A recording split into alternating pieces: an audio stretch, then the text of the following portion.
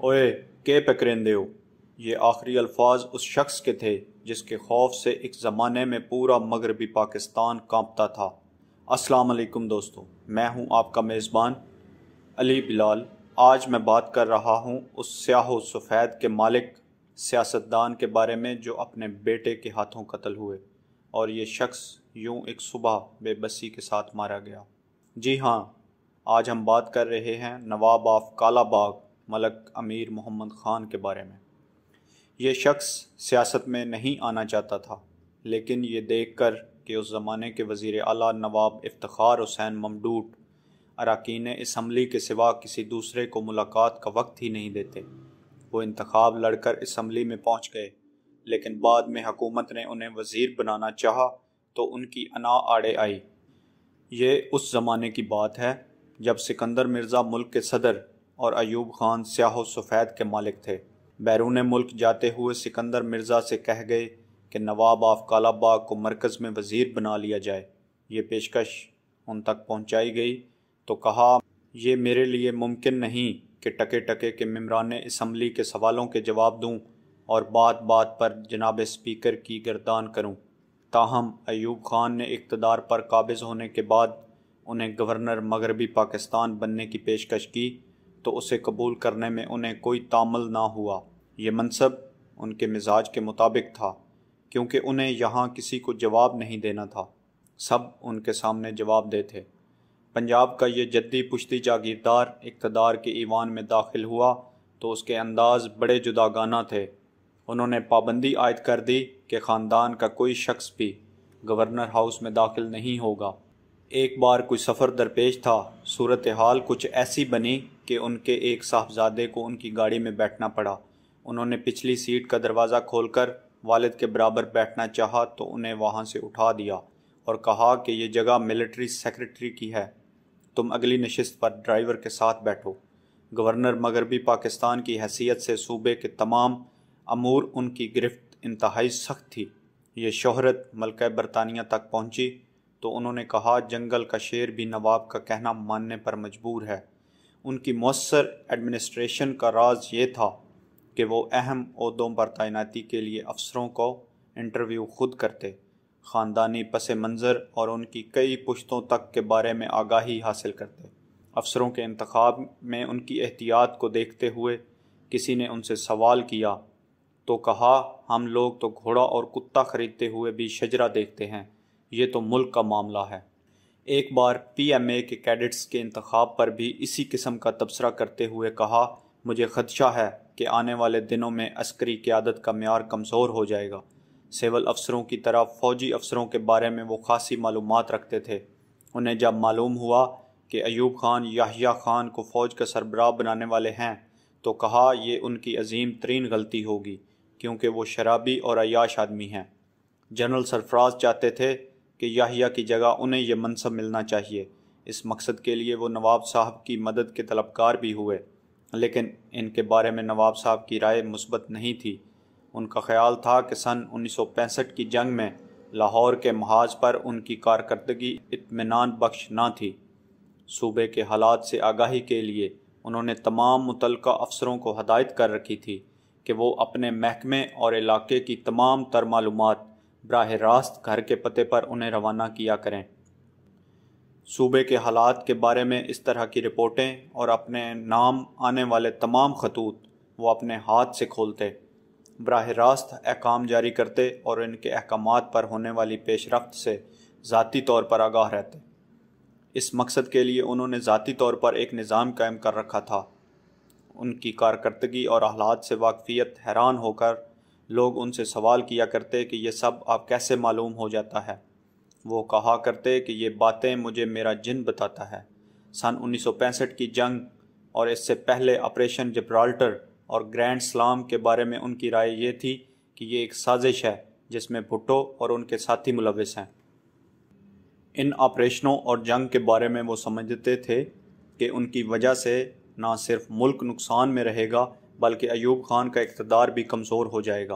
ایوب خان کے سیکرٹری اطلاعات الطاف گوہر نے لکھا ہے کہ جنگ کے زمانے میں نواب صاحب منظر سے غائب ہو گئے تھے، لیکن دوسری طرف اس کے بالکل متضاد اطلاعات بھی موجود ہیں۔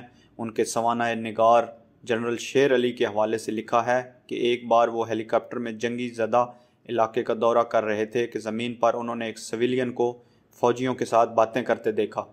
یہ منظر حیرت انگیز تھا، لہٰذا انہوں نے ہیلی کاپٹر اتروا کر صورتحال کا جائزہ لینے کا فیصلہ کیا۔ معلوم ہوا کہ وہ تو نواب آف کالا باغ ہیں جو فوجیوں میں بسکٹ تقسیم کر رہے ہیں۔ سوجی، السی اور دیسی گھی سے بنے ہوئے یہ بسکٹ انہوں نے خصوصی طور پر اپنے گھر میں تیار کرائے تھے۔ جنرل شیر علی یہ دیکھ کر متاثر ہوئے اور انہوں نے کہا، قوم کو آپ جیسے لیڈر ہی کی ضرورت ہے۔ نواب صاحب نے جواب دیا کہ جنگیں ہمیشہ قوم کے جذبے سے لڑی جاتی ہیں اور میں بھی اسی قوم کا ایک فرد ہوں۔ اسی جنگ کے دوران ایوب خان نے انہیں مشورہ دیا کہ حفاظت کے پیش نظر وہ گورنر ہاؤس سے ملٹری ہاؤس میں منتقل ہو جائیں، جس پر انہوں نے کہا کہ جوانوں کو محاذ پر بھیج کر میں خود چھپ کر بیٹھ جاؤں، یہ میرے لیے ممکن نہیں۔ یہ جنگ کے بالکل ابتدائی دنوں کی بات ہے کہ انہوں نے تاجروں کو طلب کیا۔ یہ لوگ گورنر ہاؤس کے دربار ہال میں جمع ہو گئے، جہاں وسط میں صرف ایک کرسی رکھی تھی۔ تاجروں کا وفد ہال میں آ کر کھڑا ہوا تو کچھ دیر کے بعد ہال میں آئے اور وہاں موجود واحد کرسی پر بیٹھ کر کہا کہ لمبی چوڑی گفتگو کی گنجائش نہیں، یہ جنگ کا زمانہ اور قربانی کا وقت ہے۔ اگر کسی نے اشیاء ضروریہ ذخیرہ کیں یا مقررہ نرخ سے زائد پر فروخت کیں تو ذخیرہ شدہ سامان عوام میں تقسیم اور دکان مستقل طور پر سیل کر دی جائے گی۔ جنگ ہی کے دنوں میں ایک بار سیکیورٹی کے بغیر وہ بازار پہنچ گئے۔ انہیں اطلاع ملی تھی کہ کوئی تاجر مقررہ نرخ سے زائد پر گندم فروخت کر رہا ہے۔ اسے کہا، تم شاید یہ سمجھتے ہوگے کہ امیر محمد جنگ میں مصروف ہے اور تم من مانی کر لوگے۔ میری مونچھ کو تاؤ آنے سے پہلے نرخ اپنی جگہ پر آ جائیں، ورنہ ایسی سزا دوں گا کہ دنیا یاد کرے گی۔ اس کے بعد پورے صوبے سے ایسی کوئی شکایت نہ آئی۔ سن 1962 میں ایوب خان نے جب کنونشن لیگ بنائی تو رکنیت کا فارم بھر کر سب سے پہلے خود انہوں نے ہی اس کی رکنیت اختیار کی۔ اس موقع پر معروف سیاسی رہنما راؤ عبدالجبار نے نواب صاحب سے کہا کہ آپ بھی فارم بھر دیں۔ انہوں نے یہ سنا، مسکرائے اور کہا، مجھے اس گندگی میں نہ گھسیٹیں۔ ایوب خان نے یہ بات سن لی اور کہا کہ نواب صاحب یہ آپ نے کیا کہا؟ وہ پھر مسکرائے اور کہا، جناب صدر، گورنر تو سرکاری ملازم ہوتا ہے، اسے سیاست سے دور رہنا چاہیے۔ ایوب خان یہ سن کر خاموش ہو گئے، ورنہ وہ بھی جانتے تھے کہ نواب صاحب کے انکار کا مقصد کیا تھا۔ نواب صاحب کو مسلم لیگ میں پھوٹ ڈال کر ایک نئی جماعت کا قیام ناپسند تھا۔ نواب صاحب کنونشن لیگ میں تو اگرچہ شریک نہ ہوئے، لیکن تاریخ یہ بھی بتاتی ہے کہ صدارتی انتخاب میں بانی پاکستان کی ہمشیرہ فاطمہ جناح کو شکست سے دوچار کرنے کے جوڑ توڑ میں وہ پوری طرح شریک رہے۔ دل و جاں سے ایوب خان کا ساتھ دینے کے باوجود وہ ان سے برملا اختلاف بھی کر لیا کرتے تھے۔ سن 1963 میں جب جماعت اسلامی کے ایک جلسے میں فائرنگ ہو گئی جس میں ایک کارکن اللہ بخش جاں بحق ہو گئے، ان کے سوانح نگار کے مطابق اس واقعے نے انہیں الجھن میں مبتلا کر دیا تھا، کیونکہ مولانا مودودی سے ان کے دوستانہ تعلقات تھے۔ چنانچہ بانی جماعت کے نام ایک خط میں انہوں نے لکھا، اس طرح کی حرکتیں نئے سیاستدانوں کی ہیں، میرا یہ طریقہ کار نہیں۔ اس سلسلے میں انہوں نے ایوب خان کو بھی ایک خط میں لکھا کہ حزب اختلاف کے ساتھ ایسے سلوک سے قانون کی دھجیاں اڑ جائیں گی۔ جماعت اسلامی کی تاریخ کے ماہر پروفیسر سلیم منصور خالد اس کہانی سے اتفاق نہیں کرتے۔ وہ مولانا مودودی کی ایک تقریر کا حوالہ دیتے ہیں جس میں انہوں نے نواب صاحب کا نام لے کر کہا تھا کہ انہوں نے دھمکی دی تھی کہ وہ جماعت کا ایسا حشر کریں گے کہ لوگ مصر کے صدر ناصر کے ہاتھوں اخوان المسلمین پر مظالم بھول جائیں گے۔ جماعت کے سابق امیر میاں طفیل محمد نے بھی پروفیسر صاحب کو ایک انٹرویو میں انکشاف کیا تھا کہ اس زمانے کے حکمران چاہتے تھے کہ جماعت اسلامی کو رد عمل میں مبتلا کر کے احتجاج پر مجبور کیا جائے تاکہ اس کے خلاف کارروائی کی جا سکے۔ اس اختلاف کے باوجود پروفیسر خالد تصدیق کرتے ہیں، نواب صاحب مولانا کی کتابوں کے مستقل قاری اور ان کے تحقیقی مجلے ترجمان القرآن کے خریدار تھے۔ ایوب خان سے اختلافات اور گورنر مغربی پاکستان کے منصب سے استعفیٰ ایک ایسا واقعہ ہے جس سے نواب کالا باغ کے زوال کی ابتدا ہوئی۔ دونوں رہنماؤں کے درمیان کشیدگی کی ابتدا اس واقعے سے ہوئی جب نواب صاحب نے ایوب خان کو کراچی میں گوہر ایوب کی سیاسی و غیر سیاسی سرگرمیوں کی طرف متوجہ کیا، جس پر ایوب خان نے جھنجھلا کر کہا کیا میری اولاد کو پاکستان میں رہنے کا کوئی حق نہیں؟ دوسرا واقعہ ان کے علاقے کی ایک خاتون کے اغوا کا تھا جس میں ایوب خان کے عزیز ملوث تھے۔ نواب صاحب نے یہ بات براہ راست ایوب خان سے کہی۔ کچھ دنوں کے بعد لڑکی تو واپس آ گئی، لیکن دونوں خاندانوں کے درمیان سرد جنگ شروع ہو گئی۔ اس سیاسی اتحاد کو سب سے بڑی ذکر کراچی کے ایک ضمنی انتخاب سے پہنچی، جس میں ایوب خان کے امیدوار حبیب اللہ خان تھے، جبکہ نواب صاحب بلوچستان کے قوم پرست رہنما میر غوث بخش بزنجو کی حمایت کر رہے تھے۔ بزنجو صاحب انتخاب جیت گئے، جس سے ایوب خان کو بہت رنج پہنچا۔ اس کے بعد ان دونوں کے درمیان دوری بڑھتی چلی گئی اور نواب صاحب اس نتیجے پر پہنچے کہ انہیں حکومت سے علیحدہ ہو جانا چاہیے۔ الطاف گوہر لکھتے ہیں کہ ایک دفعہ ایوان صدر میں ایوب خان کے ٹیلی ویژن انٹرویو کے کیمرے لگائے گئے۔ ایوب خان ایک ایسی جگہ پر بیٹھے جس کے پس منظر میں نواب صاحب کی تصویر بھی آئی۔ نواب صاحب چونکہ اس وقت مستعفی ہو چکے تھے، اس لیے ان کی تصویر ہٹا دی گئی۔ ایوب خان نے جب یہ دیکھا کہ تصویر اپنی جگہ پر نہیں تو تصویر اپنی جگہ پر رکھنے کی ہدایت کی۔ اس موقع پر دھیمی آواز میں انہوں نے ایک جملہ کہا، تنّا ٹوٹیاں جڑدیاں نہیں، ٹوٹے ہوئے رشتے دوبارہ استوار نہیں ہوتے۔ ایک طرف نواب آف کالا باغ کے بارے میں ایوب خان کا یہ رویہ تھا، دوسری طرف انہی کے ایما پر گورنر جنرل موسیٰ خان ریٹائرڈ نے صلیحی انتظامیہ، خاص طور پر پولیس کو یہ ہدایت کر دی تھی کہ ان کے کام نہ کیے جائیں اور انہیں پروٹوکول تو بالکل نہ دیا جائے۔ گویا نواب آف کالا باغ کو سیاسی طور پر غیر مؤثر کرنے کے لیے منظم طریقے سے کام شروع کر دیا گیا۔ نواب صاحب کے بورڈ والے بنگلے میں، جہاں وہ کبھی سعودی عرب کے شاہ فیصل، ایوب خان، سکندر مرزا، ذوالفقار علی بھٹو، امریکی خاتون اول مسز روز ویلٹ سمیت کئی دوسری عالمی شخصیات کی میزبانی کر چکے تھے، گزشتہ کئی روز سے کشیدگی کے آثار تھے۔ اس کشیدگی کا پتہ بنگلے کے مکینوں کے علاوہ ملازمین کے چہروں سے بھی عیاں تھا۔ بھیگے بادام اور گاجریں نواب آف کالا باغ ملک امیر محمد خان کی صبح جسم و جاں میں توانائی کے خزانے بھر دینے والی ان نعمتوں سے ہوا کرتی تھی۔ 26 نومبر 1967 کی صبح بھی نواب کے ذاتی ملازم خدا بخش معمول کے مطابق ان کے کمرے میں داخل ہوئے۔ سجی سجائی سینی ان کے سامنے رکھی اور باہر آ کر سیڑھیوں پر بیٹھ گئے۔ معمول یہ تھا کہ نواب صاحب جیسے ہی گاجر کا آخری ٹکڑا چبا لیتے، ملازم کو بلا کر برتن اٹھا لینے کی ہدایت کرتے، لیکن اس روز معمول میں کچھ فرق آ گیا۔ اس روز کچھ گاجریں اور بادام ابھی باقی تھے کہ خواب گاہ کے باہر شور سنائی دیا۔ پتہ چلا کہ نواب صاحب کے 2 فرزند دروازے پر کھڑے ہیں اور کہیں جانے کے لیے نواب صاحب کی جیپ طلب کر رہے ہیں۔ نواب صاحب نے چابی ان کے حوالے کر دی۔ جیسے ہی چابیاں ان کے ہاتھ میں آئیں، وہ دونوں گاڑی کی طرف جانے کی بجائے خوابگاہ کے دروازے کی طرف بڑھے اور ہیجانی انداز میں اسے کھولتے ہوئے اندر داخل ہو گئے۔ سوانح نگار سید صادق حسین شاہ کے مطابق نواب صاحب کے 2 بیٹوں نواب زادہ مظفر خان اور نواب زادہ اسد خان کی اپنے والد کے کمرے میں یہ گستاخانہ انٹری اسی کشیدگی کا تسلسل تھی۔ اس کے فوراً بعد ہی سیڑھیوں پر بیٹھے خدا بخش کو کمرے سے تلخ کلامی کی آوازیں سنائی دیں۔ اس کے بعد فائرنگ کی۔ اوئے کے پکر دے ہو؟ خدا بخش کے کانوں میں نواب صاحب کا جب یہ جملہ پڑا تو وہ بھی کمرے میں داخل ہو گئے۔ نواب زادہ مظفر نے انہیں بالوں سے پکڑ کر صوفے پر پٹکا اور کہا، کسی کو بتایا تو اس سے بھی برا حشر کروں گا۔ اسی دوران ایک اور ملازم عالم خان کمرے میں داخل ہوا۔ اسے یہ کہہ کر واپس بھیج دیا گیا کہ کمرے سے نکل جاؤ، نواب صاحب کو دورہ پڑ گیا ہے۔ گولی لگنے کے بعد نواب صاحب قالین پر اوندھے منہ گر چکے تھے اور ان کے جسم سے خون بہہ رہا تھا۔ عینی شاہدین کے مطابق دونوں بیٹے اس وقت تک کمرے میں موجود رہے جب تک روح نواب کے جسم سے پرواز نہیں کر گئی۔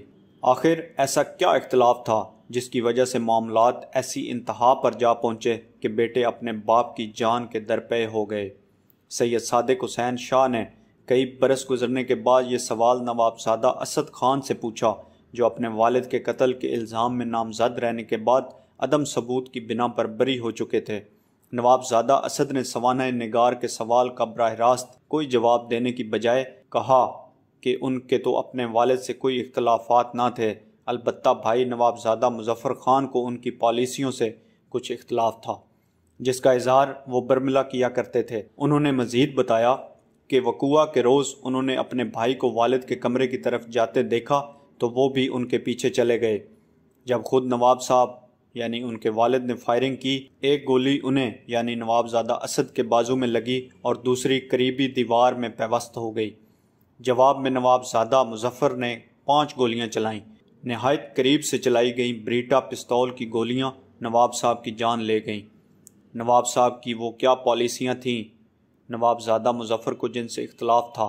مصنف کے مطابق نواب صاحب جن دنوں پنجاب کے گورنر تھے، ریاست کالا باغ کا تمام تر انتظام ان کے بیٹوں کے ہاتھ میں آ گیا، جس کے نتیجے میں ضلع میاں والی میں جبر کی فضا قائم ہو گئی اور نواب زادگان نے سیاسی مخالفین کو زور زبردستی راستے سے ہٹا دیا یا مخالفین کو جان سے ہاتھ دھونے پڑے۔ نواب صاحب گورنر کا منصب چھوڑ کر واپس کالا باغ پہنچے تو اس صورتحال کو انہوں نے اپنے لیے ناخوشگوار پایا۔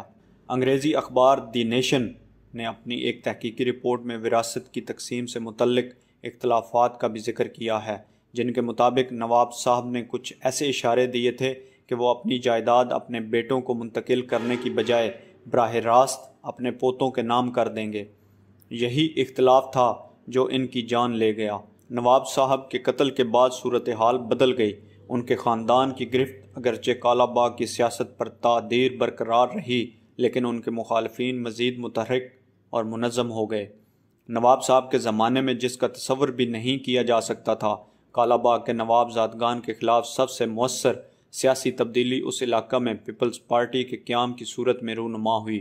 نواب زادگان نے اعلان کیا کہ اگر یہاں کسی نے پیپلز پارٹی کا جھنڈا لہرایا تو اسے سبق سکھا دیا جائے گا، لیکن بعد میں وہ خود ہی پیپلز پارٹی میں شامل ہو گئے۔ اس موقع پر پیپلز پارٹی کے پرانے ارکان نے اعلان کیا کہ وہ ان لوگوں کی پارٹی میں شمولیت کے باوجود ان کے خلاف جدوجہد جاری رکھیں گے۔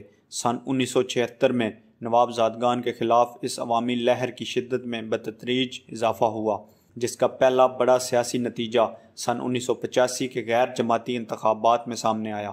ان انتخابات میں نواب صاحب کے صاحبزادے مظفر خان کے مقابلے میں مقبول خان نیازی بھاری اکثریت سے کامیاب ہوئے۔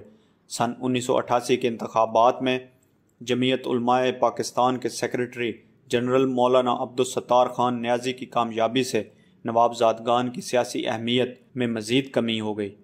کالا باغ کے اس طاقتور خانوادے کے خلاف رائے عامہ کو بیدار کرنے میں ایک مقامی تنظیم بغورچی محاذ نے بھی اہم کردار ادا کیا۔ سیاسی زوال کے اس وقفے کے بعد سن 2002 کے انتخابات میں یہ خاندان ایک بار پھر ابھر کر سامنے آیا، جب نواب صاحب کی پوتیاں عائلہ ملک اور سمیرہ ملک قومی اسمبلی کی رکن منتخب ہوئیں۔ ان کے بعد نواب صاحب کا ایک پڑنواسا بھی سن 2013 کی قومی اسمبلی کا رکن منتخب ہوا۔